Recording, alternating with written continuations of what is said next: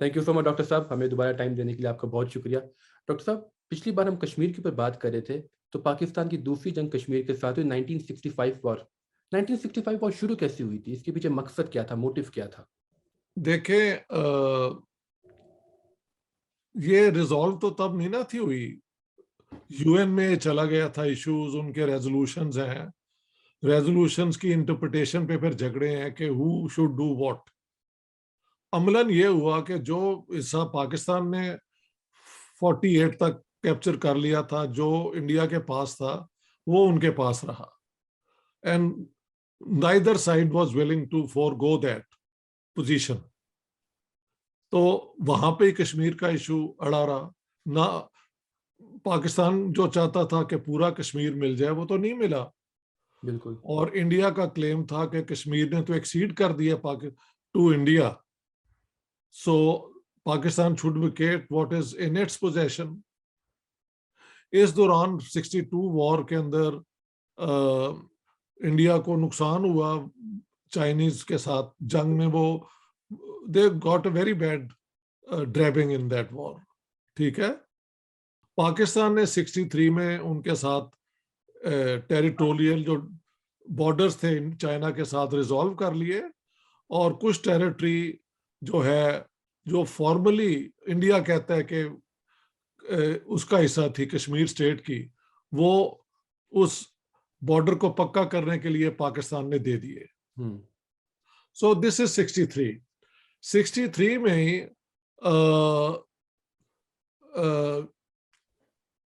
India ने मजीद, अब तो ये जो है आर्टिकल 370 तो अब जाके खत्म किया है ना, लेकिन उसके बाद उन्होंने 54 में क्लेम कर लिया जी कि the Kashmir assembly has voted for permanent accession to India. और जो उनका आर्टिकल 370 था वो ये था कि ये टेम्पररी मेजर है, इसको ultimately the president of India can always put it aside and Kashmir would be integrated with India. वो उन्होंने किया नहीं until 2019। तो 63 में एक और मूव हुआ, और जो कश्मीरी लीडर कोई शोर शोर मचा रहे थे, शेख अब्दुल्ला को पहले ही उन्होंने डिटेंशन में रखा हुआ था, उन्होंने और भी लीडर पकड़ लिए हुए थे। तो इन हालात में अयूब खान, जिस तरह के मेरी अपनी रिसर्च बताती है, उसने जनरल हेडक्वार्टर्स और फॉरेन ऑफिस को कहा कि भाई कुछ करो कि ये कश्मीर का इशू जो है ये डीप फ्रीज करो, यानी ये बैक बर्नर पे ना रहे, फिर पब्लिक में लाओ। इसका क्या मतलब था, what exactly was meant by it, इस पे आज तक झगड़ा है कि अयूब खान ये कह रहा था, उसका ये मतलब था, और जो फॉरेन ऑफिस है और बाकी जो लोग हैं उन्होंने इसे और तरीके से समझा। To cut a long story short, foreign secretary Aziz Ahmed started believing के इंडिया के साथ कि if we send infiltrators into Kashmir, the Kashmiri people will side with us. Sir, ये थोड़ी नॉनसेंसिकल बात नहीं है कि चंद हजार लोग जाएं और अपराइजिंग खड़ी कर दें? बिल्कुल सही है, लेकिन इनको किसी तरीके से कोई इंटेलिजेंस किसी ने दी होगी ना कि आप बस आ जाएं, हम ये कर देंगे। या इन्होंने अपनी ख्वाब ख्याली में कि मुसलमान है तो वो तो हमारे साथ ही होंगे, दोनों चीजें हो सकती हैं। हो सकती है, बिल्कुल। We are very much taken in by emotions ना। Anyhow, Aziz Ahmed and then a group was form, 3 बंदों का कहा जाता है। Foreign minister Zulfikar Ali Bhutto was a hawk on India. मैंने किताब के चैप्टर में शुरू ही यहाँ पे किया है कि अमेरिकन डिप्लोमेट की बात के रिकॉनेसेंस प्लेन उड़ा करते थे पाकिस्तान से, जो सोवियत यूनियन और इस इलाके को उसका सर्वेलेंस करते थे।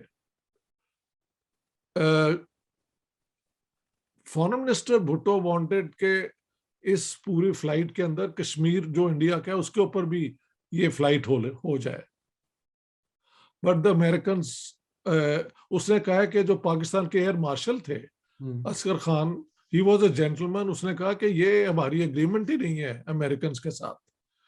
फिर उसने अमेरिकन को और ब्रिटिश को कोशिश की, भुट्टो ने, कि ये फ्लाइट जो है ना सिर्फ सोवियत यूनियन और ये नॉर्थ वेस्ट फ्रंटियर में भी हो, it should also go over the Indian Kashmir. So he was rebuffed even by the Americans and the British. So कहना चाहिए the hawk in this whole setup was Z.A. Bhutto. Z.A. Bhutto teamed up with Aziz Ahmed, Foreign Secretary, and I think उस जमाने में major general थे या brigadier थे, I think major general थे, अख्तर हुसैन मलिक। इन तीन ने एक अपना ग्रुप बना लिया। इनकी चंद मीटिंग्स भी हुई जहां पे इन्होंने ये प्लान जो दी ना इसने अख्तर हुसैन मलिक ने, उसमें ये था कि पहले इन्फिल्ट्रेटर भेजे जाएंगे, कश्मीर वैली में अपराइजिंग होगी, then finally they will go for Akhnoor which is close to the Jammu city. ठीक है। Okay. कहते हैं अयूब खान ने जब उस मीटिंग को अटेंड किया, उसने कहा ये तुमने क्या किया? अव्वल तो मैंने कहा ही नहीं था कि तुम इतना बड़ा प्लान बनाओ, लेकिन अगर ये प्लान हो तो बजाय going into the valley and all that, you should dash for Akhnoor. Once Akhnur is captured, then the road between India and Jammu will be cut off. But जितने भी मैंने फिर बाद में पढ़े हैं, मसलन शुजा नवाज की किताब पढ़ी है, और वो शायद रिश्तेदार भी है इसका दूर से, अख्तर हुसैन मलिक का। उनके पास तो चीफ ऑफ आर्मी स्टाफ भी थे ना, उनके भाई थे ना, उनके भाई हैं। ये सारे उसी इलाके के नॉर्थ वेस्ट के जो लोग हैं ना, तो रिश्तेदारी भी कहीं दूर से है इनकी। तो उसने भी यही लिखा है कि अख्तर हुसैन मलिक बिलीव, वो उसने दो थी, operation Gibraltar was to send people into the Kashmir valley in the hope that the people of Kashmir will rise up against India, and while this was and then go for Akhnur, ये थी plan. वो उनका ख्याल था कि एकदम अखनूर जाएंगे तो it will be very costly in terms of the men who would be needed to fight that dash for Akhnur. So why not first destabilize the administration in the Indian Kashmir, उन्हें वहां उसको control करने का मसला हो जाए, और then they dash for it, ताकि अटेंशन वहां पे हो जाए। कुछ इस किस्म की कैलकुलेशन अख्तर हुसैन मलिक की थी। अब खैर इन्होंने जब वहां पे लोग भेजे, उससे पहले एक दो इंसिडेंट का जिक्र होना चाहिए। आई थिंक मार्च 1965 में रन ऑफ कच्छ हो गया।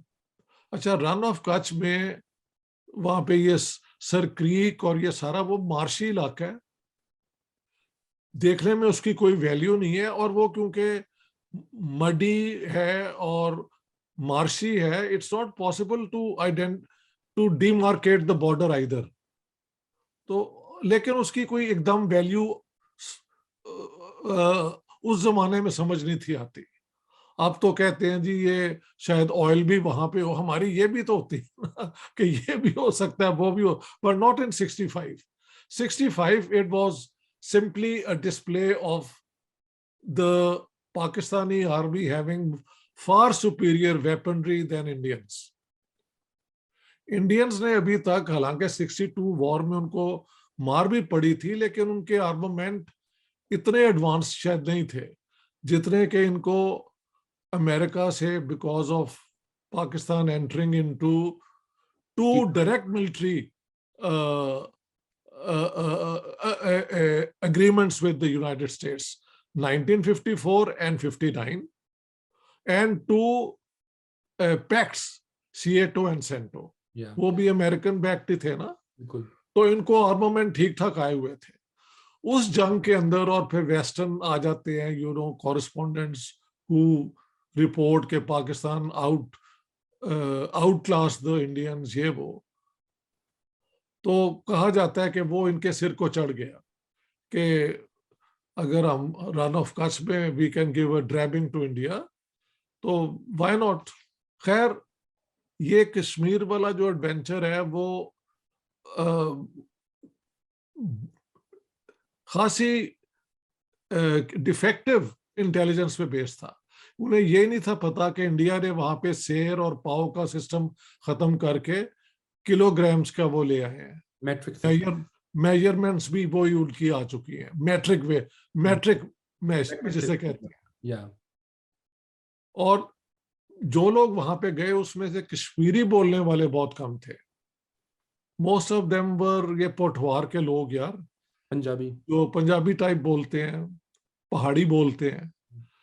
और फिर उनके ड्रेस डूस देख के जो वहां के कश्मीरी बेचारे दुकानदार है वो घबरा गए, हु आर दिस पीपल।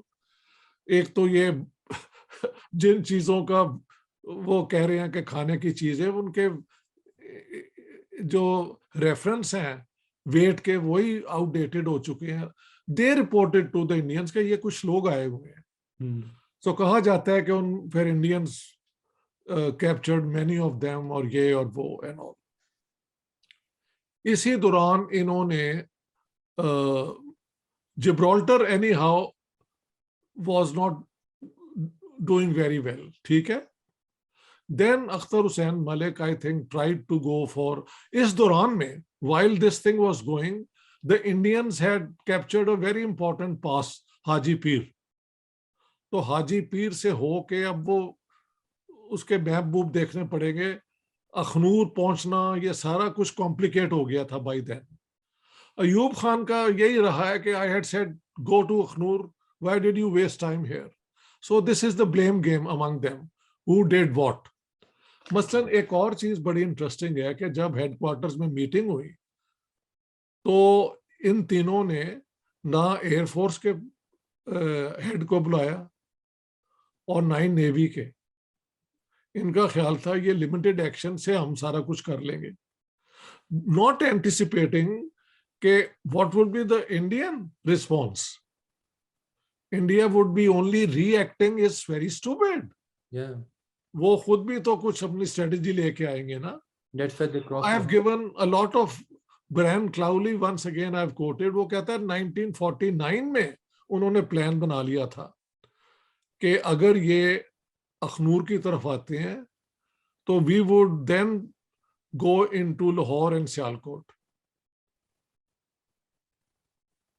ठीक है। तो उनका 49 में ऑलरेडी प्लान तैयार था। अगर आपके पास किताब है आप उसमें पढ़ लें। सो ये कहना कि आप जो चाहें कर ले और इंडिया इंटरनेशनल लॉ फॉलो करेगा कि ये तो इंटरनेशनल बॉर्डर है और कश्मीर के बॉर्डर में पाकिस्तान जो मर्जी कर ले, this was a very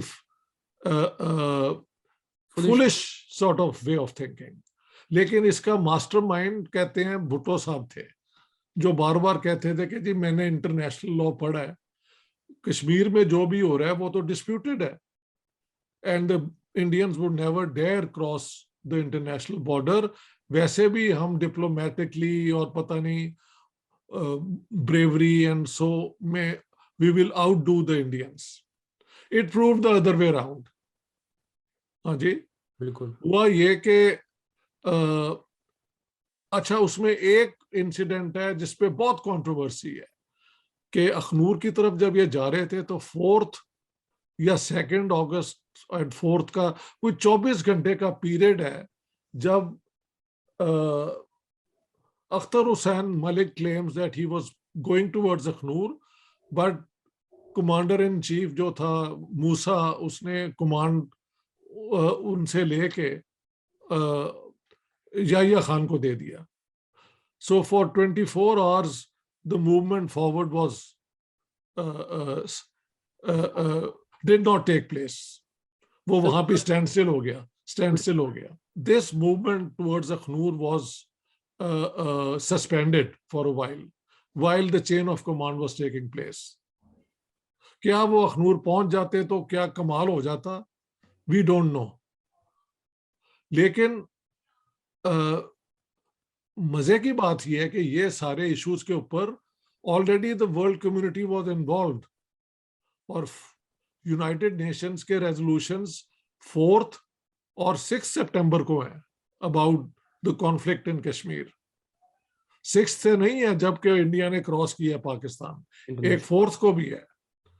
So the world community was already aware of what was going on in Kashmir, और उसकी जो है spill over फिर ये 65 war along the international border हुई। अब आप समझ गए हैं पूरा सिनारियो? I got you. तो 6th of September we were sleeping on the roof of our house. उस जमाने में people slept on the roof. ये वो बड़ी अपनी पीसफुल जमाना होता था। अब तो बेचारे सुने you have to sleep inside और दरवाजे बंद करके डाके डूके पड़ते हैं। Not at that time. तो मुझे याद है मेरी छोटी बहन, I think she was 5 years old, वो sabre planes at about 4 in the morning when the first dawn की लाइट्स नहीं आती, they flew over our houses, you know, so low कि उनका जो शोर था ना, स्क्रीचिंग एंड स्क्रीमिंग, उससे लोगों ने यानी वो मुझे याद है वो चीखें मारती हुई बेचारी भाग पड़ी थी मेरी छोटी बहन। अच्छा। और बाकी लोग भी जो जितने थे उन्होंने कहा ये क्या हुआ है। थोड़ी देर के बाद बूम करके वो हमारे F-104 होता था जो स्पीड ऑफ साउंड को ब्रेक करके एक और जहाज ऊपर से जा रहा था हाई अप। सेबर तो रूफटॉप से गए, they were all going towards, and then there were guns booming all the time. So on the 6th of September we were at war with India on the international border and at the Lahore border. मुझे याद है मैंने अपने 2 दोस्त लिए साइकिलें लेके हम शालामार तक गए। उनका ओपी जो होता है ना, एडवांस जो होते हैं जो चेक करते हैं, कहा जाता है वो मोटरसाइकिल पे पूरा यहां तक आके वापस गया। अब इंडियंस का मसला ये है, वो इंडियंस मानने को तैयार नहीं है, जरा उनकी अपनी एक है। लगता है कि जो कमांडिंग ऑफिसर था ना उनका, ही गॉट कोल्ड फीट कि यार हम लाहौर में वी आर एडवांसिंग, हमें तो कोई रेजिस्ट ही नहीं कर रहा, तो ये ना हो कि अबे घेरा डाल रहे हो। बिल्कुल। सो दे ही वेंट बैक, और जो BRB कैनाल का वो दूसरी साइड है जहां पे वो है, वहां पे उन्होंने अपनी फोर्टिफिकेशन कर ली, सस्पेक्टिंग कि ये एनसर्कलमेंट हो रही है। बिल्कुल। एक्चुअली हुआ ये था कि हमारी ISI was a total failure. हमने जब ये कश्मीर वाला किया था ना, तो साथ साथ भी है ड्रॉप्ड ये जो हमारे कमांडो हैं ऑन इंडियन टेरिटरी, कि वो जामनगर और इधर उधर से इंटेलिजेंस लेके भेजें कि इंडियन क्या कर रहे हैं। All of them was a total failure. किसी को नहीं पता लगा कि that the Indian army was moving towards the Lahore border and Sialkot border, specially Lahore border. तो वो तो हमारी एयरफोर्स ने जो हमेशा इन द एयर इज, उन्होंने कहा ये इंडियन जो आर्मी के यूनिट्स हैं ये तो अग्रेसिव वॉर की तरफ है and they are moving towards Lahore. उन्होंने GHQ को फोन किया कि ये क्या हो रहा है, there is no resistance to this, the Indians are crossing into Lahore. तो कहा जाता है, और मैंने किताब में कहा है, कि उसके बाद जो हमारी इन्फेंट्री के लोग थे ना, जो वहाँ महल कोर कमांडर थे general Sarfaraz Malik, if I am not wrong, वो भी सोए हुए थे, उनको फोन करके उठाया गया। हमारे जो इन्फेंट्री के ये लोग थे, ये सुबह की PT कर रहे थे, वो जो नहीं होती ऐसे, ये वो वाला था। ये है हमारी उस जमाने की ISI। बाद में तो ISI ने बड़ा नाम कमाया है ना, क्योंकि इनको CIA ने ट्रेन किया ना बाद में एक और तरीके से। बिल्कुल। लेकिन तब तो they were colossal failure in getting intelligence. वो तो हमारी एयरफोर्स ने बचा लिया। तो उसके बाद फिर जो जंग हुई है उसमें जाहिर है कि जब आपके घर कोई आ रहा हो तो then you fight like a tiger. तो ये भी लड़े और उधर से इंडियन भी लड़े। वो डीएनए तो हमारा एक जैसा ही है ना। तो कुछ जगह पे हमने एडवांस किया, खेमकरन लाहौर से बाहर है, वहां तक हम पहुंच गए। वो सियालकोट के अंदर तक आ गए थे, मतलब शहर के अंदर नहीं, मगर उधर एडवांस उन्होंने कर लिया था। लाहौर के बीआरबी पाकिस्तानी साइड पे आ गए थे। वो तो आके बाटापुर का पता है आपको? या बाटापुर एक फैक्ट्री है जहाँ पे बाटा शूज बागा से बन। थोड़ा सा दूर है। हाँ, वहां से आके वो जो होती है ना डबल डेकर बस, लाहौर से जो चलती थी सुबह, बिल्कुल। वो ले गए थे अमृतसर में। उसको चलाया भी उन्होंने, दिखाया कि we have been to Lahore. वो दोनों तरफ तमाशबीनी तो चलती है ना। तो वो जंग 17 डेज होती रही। उस दौरान में मैंने कईयों को बताया, अपने इलाके में मैंने अपने जो थे इलाके के लड़कों को इकट्ठा किया और हमने कहा हम फिदायीन हैं, तो if the Indians come they'll have to kill us before they get to our people. So I was only 18 years old and this was the most natural thing to do. ठीक है ना? बिल्कुल।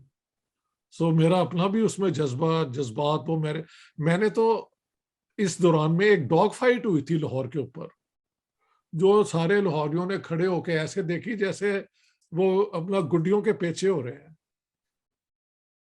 उस डॉग फाइट में the Pakistanis were able to shoot down an Indian fighter. लेकिन बाद में हमें कहा गया कि ये कोई गुडियों की खेप तो नहीं है, गोलियां हम चला रहे होते हैं, किसी को लग जाती तो अब में कई लोग मर जाते। But people had no idea कि ये क्या हो रहा है।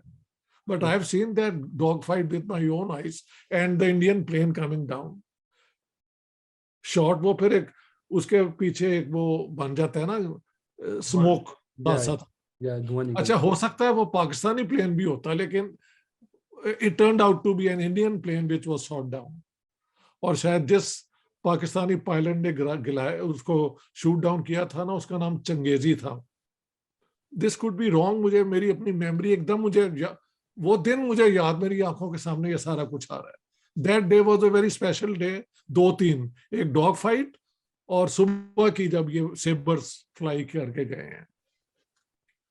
तो 65 वॉर फिर यही हुआ कि द वर्स्ट पार्ट इज कि 3 दिन के बाद हमारे पास एयरफोर्स ने तो शोर मचा दिया। अच्छा, एक और बात बता दूं, रन ऑफ कच्छ में air marshal Asghar Khan and the Indian counterpart air marshal Arjun, जो दोनों एक जमाने में शायद इकट्ठे ट्रेन हुए थे या एक ही जगह ये साउथ ईस्ट एशिया में लड़े थे, वटेवर, उन्होंने फोन करके कहा कि we will not commit our air forces to this foolish run of Kutch war. तो असगर खान को जुलाई में इन्होंने रिटायर भी कर दिया बिफोर द ऑपरेशन स्टार्टेड, और उसकी जगह एयर मार्शल नूर खान ले आए। ठीक है। ठीक है। अब जब जंग हुई तो 17 दिन तो पाकिस्तान की जो अखबारों ने और टेलीविजन रेडियो जो भी था, लगता था कि बस हम तो जीत ही रहे हैं, everything is India is on the Indians are running away and Pakistan is winning on all fronts. लेकिन हकीकत ये थी कि 3 दिन के बाद the air force had already said कि we can't continue this war because there are no spare parts. तो फिर असगर खान को बुलाया गया कि आप चाइना जाएं, ये जाएं। ही वेंट अराउंड, चाइना ने कोई प्लेन्स दिए, अयूब खान ने कहा कि डायरेक्टली ना हमें भेजें, इंडोनेशिया को भेजें, इंडोनेशिया के जरिए आए, क्योंकि Ayub Khan was still very American, pro American. Bhutto साहब वाज प्रो चाइना। समझ गए ना आप? ये फॉरेन उसमें हमारा ये भी फर्क था। तो Ayub did not want to antagonise the Americans. But on the 9th, अगर 6th को ये लैंड वॉर शुरू हुई है लाहौर बॉर्डर पे, तो 9th को Bhutto met the American ambassador and said कि हम तो आपके एलाइज हैं, ये हैं, वो हैं, you have let us down.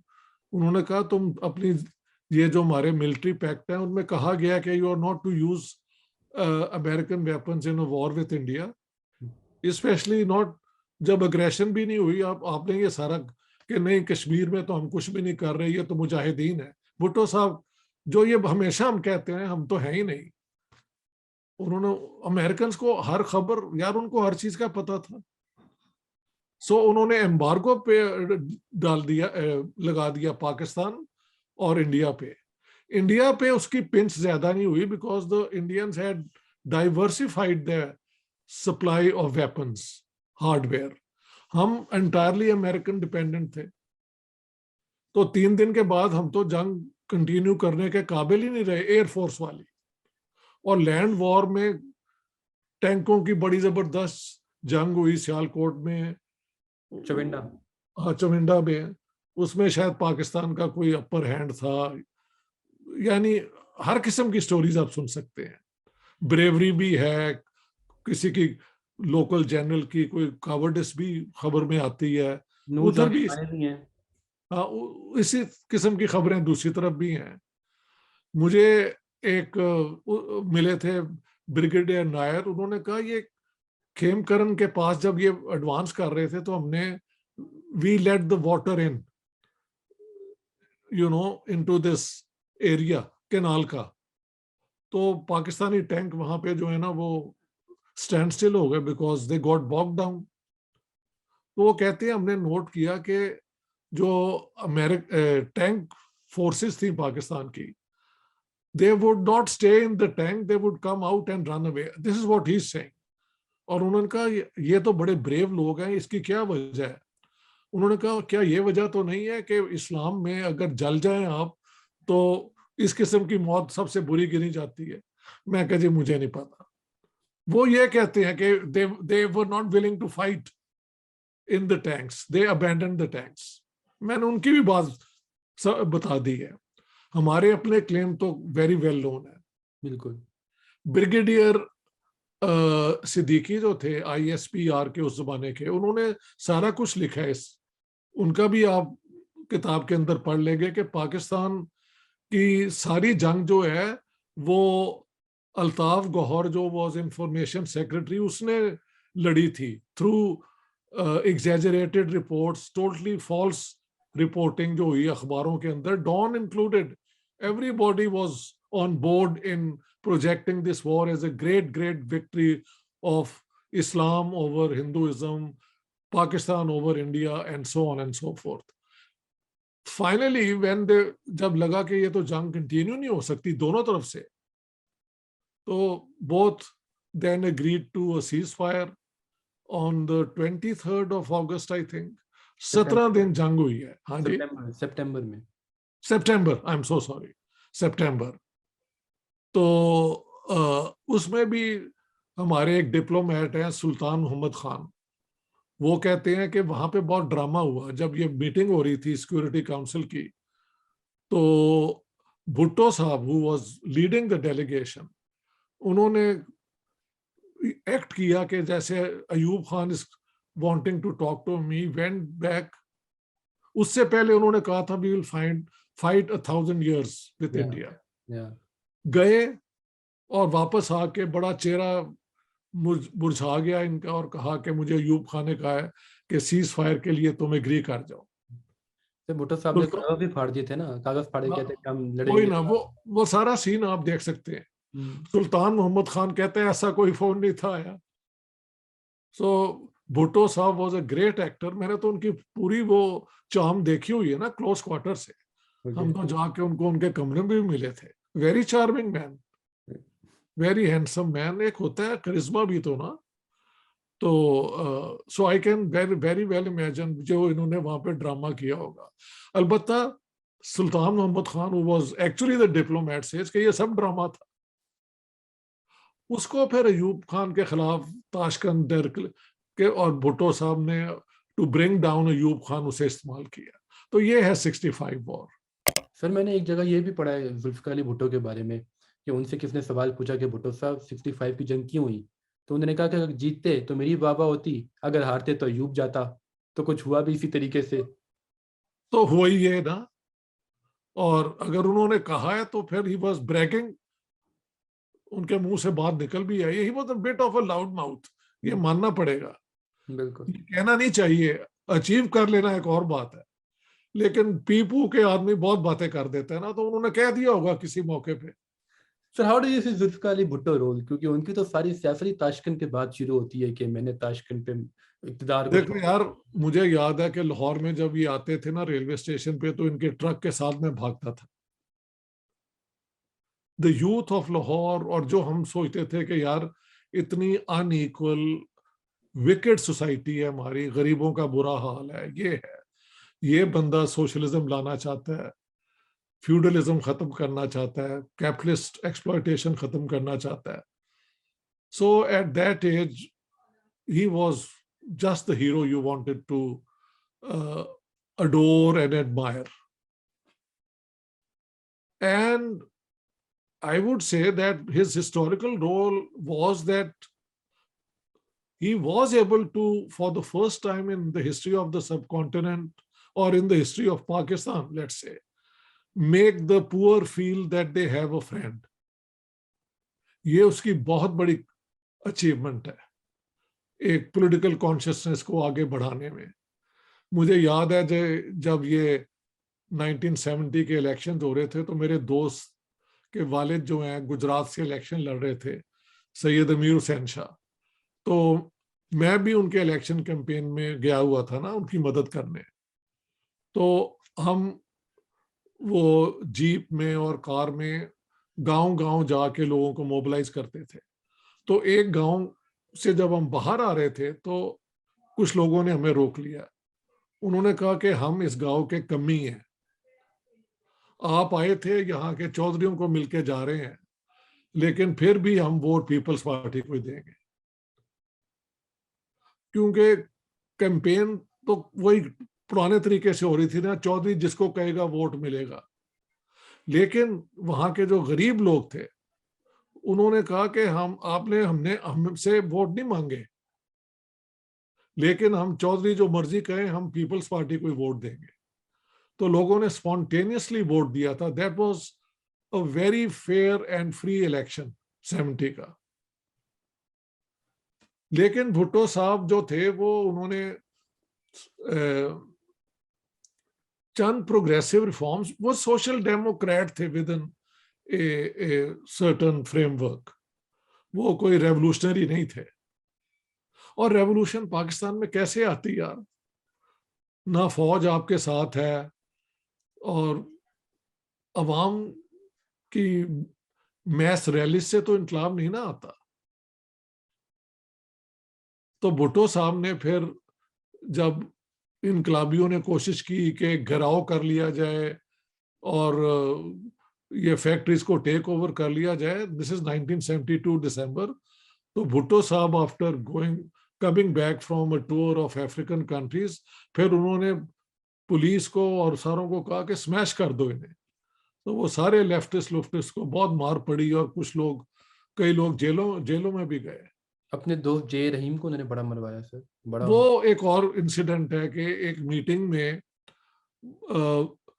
Meeting में भुट्टो सामने आना था, आए नहीं, and it got late in the evening. J Rahim ने कहा भी मैं I am not going to wait for him, he went home. तो जब वो आए तो उन्होंने कहा वेयर इज जे रहीम, उन्होंने कहा वो चले गए। उन्होंने कहा मैं नहीं वेट कर सकता। उसी शाम को उनके घर इन्होंने एक फेडरल सिक्योरिटी फोर्स बुलाई थी, जिसकी कुछ समझ नहीं आई, why should you have police के होते हुए और आर्मी के होते हुए एक थर्ड फोर्स जो इनकी अपनी लॉयल थी। उन्होंने जाके जे रहीम को बुरी तरह मारा। ही वॉज अ बुजुर्ग है, उसके बेटे को ह्यूमिलिएट भी किया इन अ वे आई कांट स्पीक, लेकिन आई नो। आइडियोलॉग, बहुत बड़े आइडियोलॉग थे पीपल्स पार्टी के सर। हाँ, उनको इतना बुरी तरह किया। तो ये फैशिज्म भी एक फ्यूडल लॉर्ड भी थे ना वो साथ साथ। He was very intelligent, I would say, extremely intelligent, but same time he was a hostage to his training as a feudal, अना विंडिक्टिवनेस बहुत थी उनके अंदर। सो अल्टीमेटली जब उनके खिलाफ वो कोर्ट जजमेंट हुई और उनको हैंग किया गया, तो उनके जो इमीडिएट कोई भी बाहर नहीं आया, उनके कजन और खर और ये जो उनके साथ साथ कामयाब हुए थे, because he had annoyed almost everyone in the party. वो सीजर वाली बात हो जाती है, सीजर को उसके दोस्तों ने नहीं था मारा। जो आजकल इमरान खान के साथ हिस्ट्री भी तो हो रहा है, रिपीट होती रहती है, हिस्ट्री में ये चीजें बार बार होती है। जो आजकल इमरान खान के साथ हो रहा है कि उनके भी अपने साथी जो है नाराज हो चुके हैं, और इमरान खान तो डल भी बहुत है यार, या वो बहुत कनिंग है, मुझे तो उसकी समझ नहीं आई। भुट्टो साहब ब्राइट बहुत थे, he was very intelligent. Bhutto उसे कहते हैं he was too clever by half, ये एक इंग्लिश एक्सप्रेशन है, यानी you are so clever that you can cut yourself up, इसका ये मतलब है। This man seems to say very strange things, Imran Khan, जिसमें इंटेलिजेंस नजर ही नहीं आती, या ये एक सुपर कनिंग एक्चुअली के ओ आप बलोल से बन जाओ लेकिन अपनी पावर को कायम रखो, ये भी हो सकता है। मैं आई don't know the man well enough, Bhutto I knew much better. Sir ठीक है, लेकिन भुट्टो साहब की अगर एक शख्सियत को देखा जाए तो 65 की जंग के बाद, coming to Tashkent agreement first, कि वो ताशकंद एग्रीमेंट था क्या, उसके बाद भुट्टो साहब के रोल के बारे में बात करते हैं। तो ताशकंद का अग्रीमेंट ये था कि जंग ये हो गई, सोवियत यूनियन ने इनको इनवाइट किया, भुट्टो साहब को और Indian prime minister Lal Bahadur Shastri को, ये दोनों वहां पे चले गए। अग्रीमेंट यही हुई कि जो भी डिस्प्यूट है पीसफुली रिजॉल्व होंगे और जो जो इलाके एक दूसरे से कैप्चर किए हैं वो वापस कर दिए जाएंगे। So Pakistan in this 65 war gain nothing, zero, क्योंकि एक जंग की थी कश्मीर के लिए, वहां पे कुछ भी नहीं मिला। तो क्योंकि हाइप क्रिएट हुई थी कि this is the war to liberate Kashmir, since Ayub Khan lost the war और एटलीस्ट डिडंट विन कश्मीर, तो फिर सारा नजला उस पर गिरा ना, अयूब खान पे। जो हार जाता है उसके ऊपर तो फिर दुनिया उसके खिलाफ हो जाती है। हम तो कश्मीर जीतने गए हुए थे, I was planning to go to Kashmir also at some point, वो आई वॉज 17 18 आई थिंक। तो I mean these are the follies of your youth. Sir उस टाइम यूथ में जज्बा भी बहुत था। डॉक्टर परवेज भूत भाई जब पॉडकास्ट पे तुमने बताया कि वो भी बड़े पुरजोश थे 65 जंग के लिए, कि जब जंग हो किस रही। कौन थे बहुत? डॉक्टर परवेज भूत भाई के साथ वो जो तो मेरे मुझसे भी 3-4 साल छोटे हैं, तो ही थे, मस्ट बी 13-14। तो तो उन्होंने उस पर ये तो नॉर्मल जज्बा है ना, मैंने अपना जज्बा मैंने फिदाइन का गुण बना लिया था यार। Now when I look back, उसके बाद सुनो, जनवरी 1966 में या दिसंबर 1965 में एक शादी, जी मोइनुद्दीन थे हमारे चीफ इलेक्शन कमिश्नर, उनके बेटे की शादी श्रीनगर में होनी थी, ठीक है। बारात लाहौर से गई पहले अमृतसर, वहां के डिप्टी कमिश्नर ने उनकी टी पार्टी की, उनको एंटरटेन किया सारी बारात को। फिर वो महल जम्मू गए, हर जगह पे रिसेप्शन मिली। जब ये खबरें पता लगी तो लोगों ने कहा कि यार at the higher level these are the old boys who studied together. फौजें भी, मसला एक और इंसिडेंट है, जनरल करियापा जो थे उधर, वो सेकेंड वर्ल्ड वॉर में कर्नल थे, Ayub Khan was I think a major, and they were together in one unit in Burma, तो तब से दोस्ती थी। उनके बेटे जो हैं पायलट, ही वो शॉट डाउन इन पाकिस्तान, तो उसको फिर रावलपिंडी के अस्पताल में रखा गया। और अयूब खान के जो बेटे हैं Gohar Ayub, he says I and my mother would go and visit him. ये नहीं बताया कि अयूब खान ने मैसेज भी भेजा था, sir don't you worry, your boy is with us. तो जेंटलमैन की, क्योंकि अभी ये वही फौज थी जो एक दूसरे को जानती थी, नाच गाना भी होता था, क्लब भी था, ये तो सारे इंग्लिशमैन थे सोच के एतबार से, बिल्कुल। सब पीन पिलान के जिसे कहते हैं कायल। All of them on both sides. वो तो बाद में जिया वाली फौज बनी है ना, जो इस्लाम मुस्लिम का चक्कर है। तो gentleman at the CSP level उधर से एक ही, देखो यार अभी जंग हुई है तो बारात जा रही है तो वहां के डिप्टी कमिश्नर रिसेप्शन दे रहे हैं। ये किस किस्म की जंग है? मैं कहता हूं इंडिया पाकिस्तान की कोई जंग नहीं है, स्वाय के दो एडमिनिस्ट्रेशन हमारी खास तौर पे ये टूट के बनी है ना। So one can't blame both sides.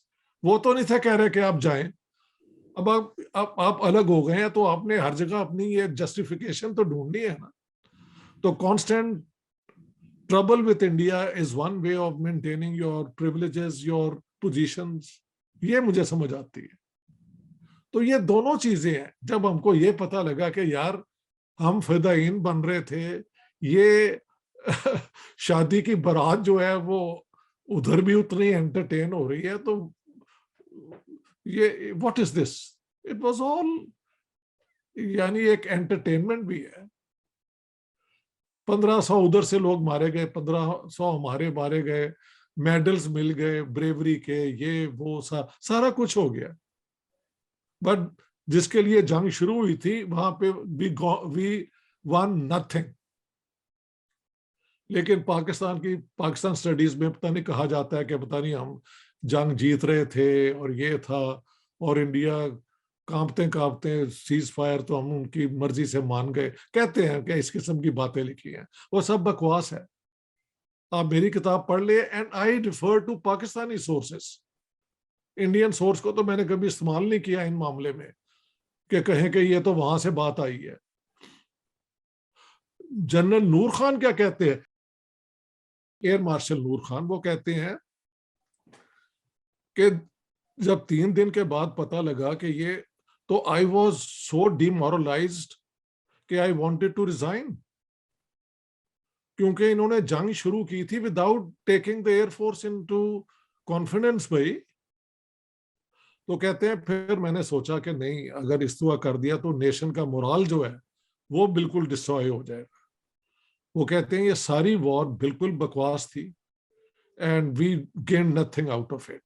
वो भी मैंने, ये डॉन में छपा था उनका, आई थिंक 2005 में एक आर्टिकल, वो मैंने पूरा कोट कर दिया। तो not only the man who oppose this war Asghar Khan, but also the one who was in charge of the air force who replaced him, general Nur Khan, is on record कि पाकिस्तान की सारी एयरफोर्स तैयार की थी असगर खान ने। ये नूर खान की ग्रेटनेस है कि he gives full credit to his predecessor and he says Asghar Khan was right कि ये इन्होंने जो जंग की थी बिल्कुल बेकार जंग थी। वो कहता है मैं तो रिजाइन कर रहा था because we had no way of fighting this war, we had no spare parts, we had no proper strategic thinking, but I did not because it was a national duty which I can understand. तो इतनी badly plan थी हमारी 65 war की, जो ये strategy कह लें, and so on and so fourth. Sir लेकिन 65 जंग के बाद जो ताशकंद में एग्रीमेंट होता है उसमें शास्त्री साहब तो चले दुनिया से रुखसत हो जाते हैं, पर अयूब खान को बहुत बड़ा एक पॉलिटिकल डैमेज होता है उसके बाद। और जाहिर है उन्हीं को होना था ना, क्योंकि जंग तो इन्होंने शुरू की थी कि हमने कश्मीर जीतना है, तो कश्मीर में तो हमें कुछ भी नहीं मिला, तो फिर एंटी क्लाइमैक्स होता है ना। देखो 2 नाम बड़े उभर के हैं ना, याह्या खान का और जुल्फिकार अली भुट्टो का। So how do you see Yahya Khan as a successor of Ayub Khan और as a man who take the command in the middle of the war? I don't know much. All I know is that after 24 hours when he took over, I think it was already the 4th, तो with in 2 days तो जंग का character ही बदल गया था ना। तो अखनूर ये नहीं पहुंच सके for whatever reason. Ayub Khan blame करता है कि मैंने कहा था go direct to Akhnoor, so you can blame Akhtar Hussain Malik for making Akhnoor the last part of his campaign, but you can also say कि अयूब खान साथ साथ जब जंग हो रही थी तो ही वेंट टू स्वात, ताकि लगे कि मैं तो इन्वॉल्व ही नहीं हूं। तो हु शुड यू ब्लेम? मैंने अख्तर हुसैन मलिक का भी जो खत है अपने भाई के, लेफ्टिनेंट जनरल क्या नाम है, अकबर? नहीं उनका नाम है अली समथिंग खान, उन्होंने लिखा है कि ही ब्लेम्स भुट्टो द मोस्ट, और उनके वर्ड है कि अगर मैं आपके गले पे आऊंगा तो आप मेरे पेट की तरफ नहीं छुरी मारेंगे। तो उसने कहा सबको क्लियर था कि अगर हम कश्मीर में इंडिया को तंग करेंगे तो वो 65 वो हमें वहां पे अटैक करेंगे जहां हम एक्सपोज्ड हैं। तो कहते हैं लेकिन भुट्टो साहब का स्टैंड था कि जी वो तो क्रॉस ही नहीं कर सकते international border, I know international law better than all of you. So he blames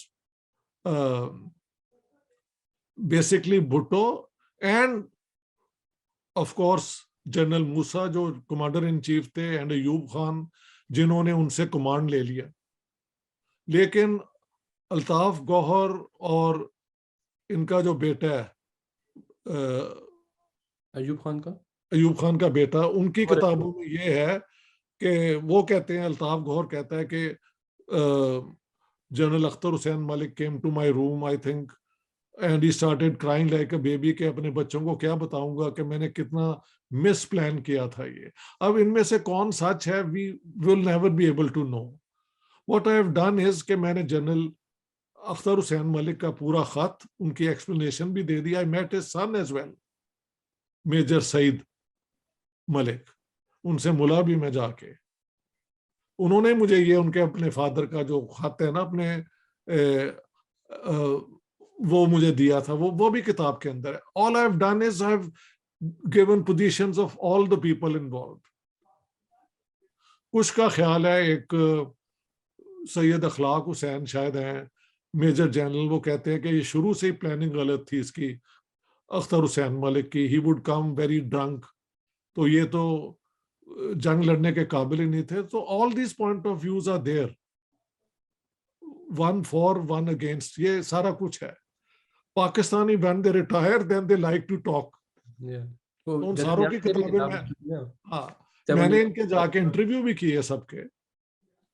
लेकिन सर एक इसीलिए मेरी किताब पाकिस्तान के अंदर जो है वो पब्लिश हुई, और मुझे कभी तंग नहीं किया ISI ने आज तक, मुझे नहीं तंग किया। अब वो लोग कहते हैं तुम्हें क्यों नहीं करते फिर तंग, बताओ। मैंने कहा ये उनसे पूछो, मैंने तो जो बात की है हक की बात की है। मैं तो कहता हूँ पाकिस्तान की आर्मी ना होती तो पाकिस्तान कभी मेंटेन ना होता। हमारे पॉलिटिशियंस ने सत्यानाश पाकिस्तान का किया है। तो ये शायद बात आर्मी को पसंद आती है मेरी, मगर मैं तो सच बोलता हूँ। सर एक और ये जो 65 जंग से जो हमें एक चीज सामने आती है वो ये कि ऑब्सेशन विद मुजाहिदीन। 48 के अंदर भी ये देखा, 65 के अंदर भी, 99 के अंदर भी। ये क्यों है? क्यों एक और बात, सेम इंडियंस को है? जब मैं मिला, उनके एक लेफ्टिनेंट जनरल को, मेजर जनरल, उन्होंने कहा यार आपकी समझ नहीं आती, आप सब जंगे जो हैं छुप के शुरू करते हैं, why don't you fight us in an open war. वो कहते हैं एक भी नहीं आपने मुजाहिदीन भेज दिए कश्मीर में और कहा कि ये तो मुजाहिदीन है, हम तो है ही नहीं। 65 वॉर में भी मुजाहिदीन भेज दिए, और एक आप और भी तो करेंगे ना कारगिल के ऊपर। 99 हाँ, तो उसमें भी इन्होंने कहा कि हम तो लड़ ही नहीं रहे, और बाद में उनमें से एक दो को सितारे जूरत भी दे दिया, या पता नहीं निशान निशान हैदर हैदर भी दे दिया। यानी बिल्कुल हमारी क्रेडिबिलिटी जीरो है। एक तरफ आप कह रहे हैं हम तो लड़ ही नहीं रहे, और बाद में आप मेडल भी दे रहे हैं। So total lack of coherent thinking. मैंने बार बार कहा है कि we are good tactically, Musharraf tactically very clever, Kargil capture कर लिया। लेट्स नॉट यानी गेट टू दैट। हाँ, जब वक्त आएगा वो, मगर रिपीट है सेम कि जब आप एक जंग हिस्ट्री। लड़ते हैं, डिप्लोमेटिक जंग भी लड़ रहे होते हैं, आप एक पॉलिटिकल जंग लड़ रहे होते हैं, आप आप जब एक जंग के लिए अपने एयरफोर्स और नेवल चीफ को नहीं इन्फॉर्म करते, और ये तीन बंदे एक्चुअली अपनी एक क्लिक बना के सारी ये कश्मीर की ऑपरेशन करते हैं, आम जनरल्स को नहीं बताया गया जो आर्मी के भी थे। तो ये क्या है? ये सेक्टेरियनिज्म नहीं है? एक छोटा सा क्लिक बना लें ताकि सारी ग्लोरी इनको मिले। वो ग्लोरी तो नहीं मिली, लेकिन भुट्टो ने वेरी आर्टफुली वो सारा अयूब खान पे डाल दिया और अपने आप को बचा लिया। सर प्राइम मिनिस्टर बना वो पाकिस्तान का प्राइम बाद। मिनिस्टर बना पाकिस्तान का। तो मैंने कहा he was too clever by half, लेकिन अल्टीमेटली वो कहते हैं you cut up yourself when you are so clever.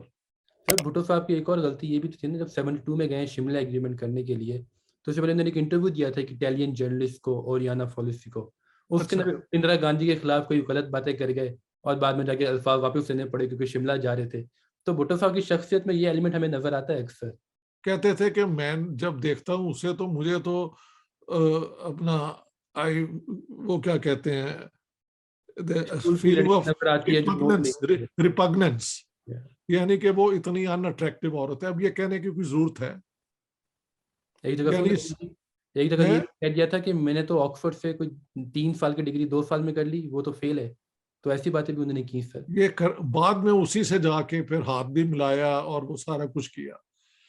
This way the Indians, जो पुरानी उनकी थी ना, वो पढ़े लिखे लोग थे, दिल में जो मर्जी सोचते हो, मगर बकवास करने की आदत नहीं है उन्हें।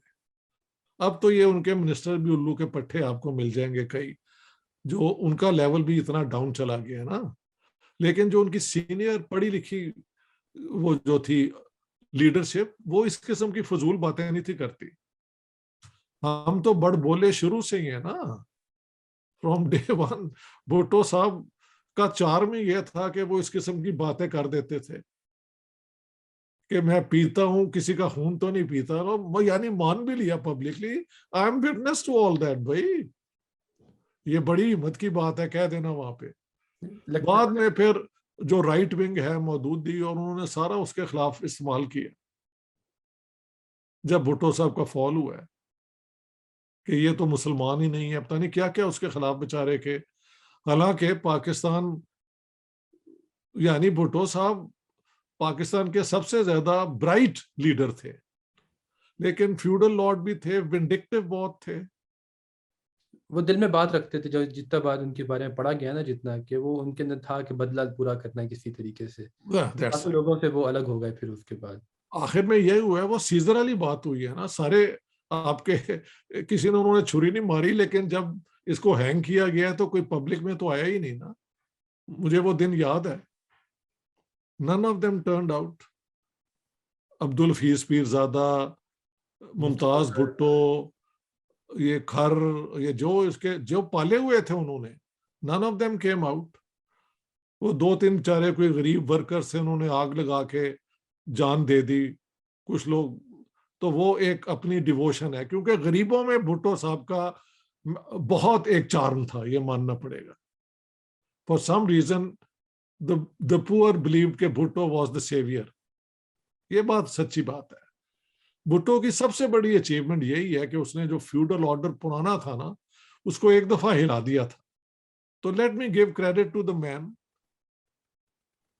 बट वो थे सिंधी, पंजाबी नहीं थे, तो उनके हर मूव को जरा एक और तरीके से भी देखा गया। बाद में लोग कहते हैं कि जब उन्हें हैंग कर दिया तो जाके कुछ जर्नल ने देखा भी कि उनकी सर्कमसिशन हुई हुई है या नहीं। Whether this is just a rumour or this is a fact, I don't know. कुछ कई लेकिन ये तस्वीरें बनाई उनकी, बकायदा उनकी डेड बॉडी की तस्वीरें बनाई गई देखने तो में। आप खुद ही अंदाजा लगा लें, उनको यकीन ही नहीं था कि ये मुसलमान है। Can you believe it?